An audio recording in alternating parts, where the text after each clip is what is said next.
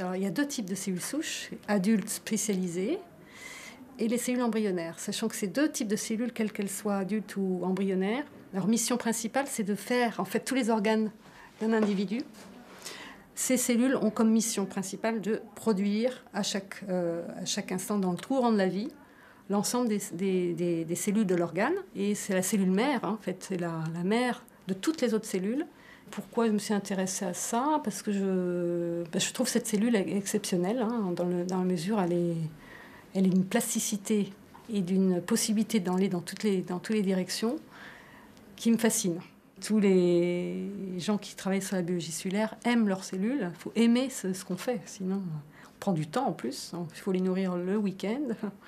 Le samedi, dimanche, elles ont faim, elles ont besoin de nourriture. Ça, c'est clair que moi, mon métier de médecin, avant tout, m'oriente toujours ma recherche vers une finalité clinique ou d'utilité médicale. Donc, je garde une activité médicale au laboratoire et je signe des examens et en fait, je regarde des cellules au microscope, hein, pour faire le diagnostic des prélèvements de moelle chez les patients atteints de leucémie. Pour être un bon chercheur, il faut savoir faire de l'abstrait, poser une hypothèse qui est floue, mais on a une idée. Donc c'est comme l'abstrait chez le peintre. Mais après, il faut concrétiser aussi. Alors ça, c'est notre. C'est pas souvent le même peintre n'est pas capable de faire les deux. Souvent, ils font de l'abstrait ou ils font des choses très concrètes.